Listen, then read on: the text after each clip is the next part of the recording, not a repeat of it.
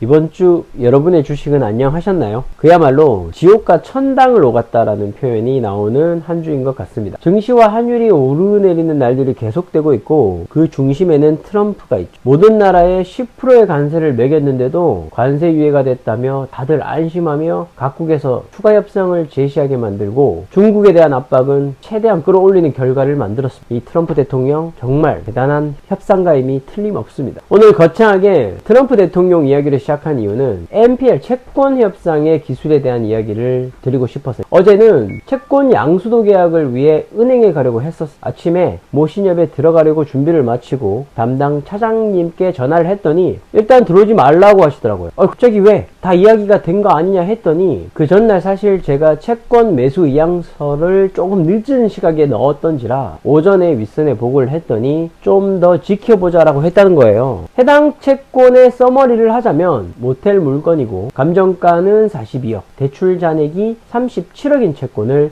22억에 매입하기로 했는데 이유인즉 은행의 윗선, 즉 경영진의 채권 매각팀과는 경영진은 채권 매각팀의 관점과 조금 다르다. 대손 충당이고 재무 건전성이고 뭐고 이건 너무 손실이 크다. 아직 경매가 한 번도 유찰도 안 된 걸 뭐 그리 깎아서 업체가 들어오냐. 뭐 맞는 말이긴 하죠. 아직 따끈한 채권을 15억이나 제가 가격을 후려쳤으니까. 그래서 저는 비교하고 있었던 옆 은행의 비슷한 매물에 대한 협상을 보려고 했어. 이것도 모텔 물건인데 더 저렴하게 채권을 가져올 수 있는 물건이지만 유찰 횟수가 많아 본대출에 애로사항이 있는 물건이라 고민했던 물건인데 이것 또한 가격 절충에 대한 이야기를 하다가 오후가 돼서 다시 원래 매수하려 했던 채권은행의 상무님께 전화를 드렸죠. 이분은 그 윗선 중에 한 분이시고 채권팀을 인솔하시는 분이신데 제가 이렇게 말했어요. 경영진의 입장을 이해한다. 하지만 잘 알아야 하는 게 있다. 사실 본대출 심의가 들어가서 대출을 받으려면 유찰 횟수를 늘려서 기회를 엿보기보다 우리 같은 업체한테 빨리 털어내는 것이 훨씬 이익이다. 경북에 있는 또 다른 모텔 채권을 상반기에 하나 더 매입하겠다. 사실 진짜 매입할 계획이 있습니다. 투자자가 있어요. 열심히 여튼 제 의견을 피력을 했고 전화를 끊으면서 경영진을 설득해 보겠다고 하시더라고요. 어찌됐건 해당 채권은 저희가 가져올 수 있을 것 같아요. 뭐 금액이 조금 올라갈 수도 있고 시간이 조금 더 걸릴 수도 있겠지만 은행에서 해당 채권을 매각으로 가닥을 잡는다면 우리가 사올 수 있을 것 같아요. 확률이 훨씬 높습니다. 우리 여기서 제가 원하는 채권을 가져오기 위해 협상에 쓴 기술은 첫 번째 인맥이에요. 사실 모든 장사는 다 사람과의 관계가 제일 중요합니다. 먼저 다가가고 친절하게 대하고 담당자와 좋은 관계를 맺는 것이 제일 중요하고 그 윗선의 의사결정권을 가진 분들과 직접적으로 소통할 수 있는 인맥을 맺기 위해서 바지런히 발로 뛰고 돌아다니고 있습니다. 그리고 두 번째는 시장 상황에 대한 이해도입니다. 시장 상황을 얼마나 잘 파악하고 있는지 정말 중요한 협상 카드죠. 실제 가치와 권리 분석은 기본이고 주변 물건에 대한 경매 낙찰가율, 시세, 주변 상권의 분위기까지 분석해서 나에게 유리하도록 상대에게 잘 전달하는 아전 인수격의 대화 흐름을 유도해야 해요. 그리고 세 번째는 협상 당사자의 은행 내부의 상황도 잘 파악해야 합니다. 채권을 가진 의사결정권자들의 속사정을 파악하고 그들이 가진 채권의 장점이 없어지기 전에 매각해야 한다고 이 바람을 집어넣어야 돼요. 이분들도 그런 부분들을 이 부분은 그들도 잘 아는 사실일 거예요. 그런데 상호금융권 조합마다 조금씩은 다르지만 요즘 들어 부쩍 몸을 사리는 곳도 적잖게 있습니다. 제가 얼마 전에 올린 제 영상에서 새마을금고가 금감원에 타깃이 되고 있다 라고 언급한 적이 있는데 최근에 울산 근교에 대형 카페를 운영하시는 회장님께서 이 카페 인근에 경매로 나온 땅이 있으니까 좀 알아봐 달라고 하셔서 이 NPL로 채권을 어떻게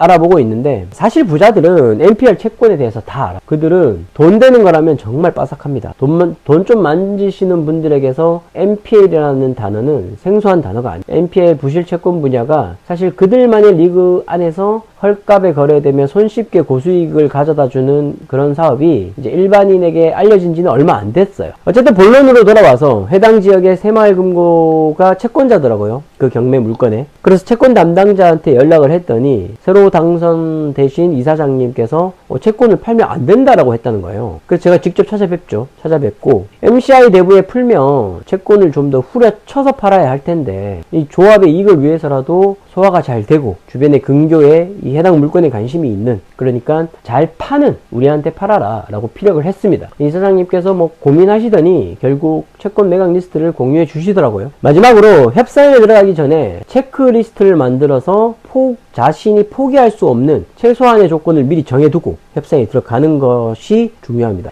기준점이 되는 맥시멈과 미니멈 채권 금액을 정해두고 발생되는 비용, 명도 비용, 뭐 전세금, 뭐 우발 채권들이 있겠죠. 이런 것들을 내가 100% 안다고 해서 100% 오픈해서도 안 되고 상대가 얼마나 아는지에 대한 분석도 필요하고, 이렇게 해서 적재적소에 내 카드를 꺼내는 거죠. 오늘 이렇게 채권 협상의 기술에 대해서 말씀드렸습니다. 어제는 매수 사이드카까지 걸렸던 국내 증시, 오늘은 또 하락장을 만났어요. 내가 컨트롤할 수 없는 주식에 목매지 마시고 NPL 시장에서 고수익을 가져서 함께 100억 부자 되시길 바랍니다. 감사합니다.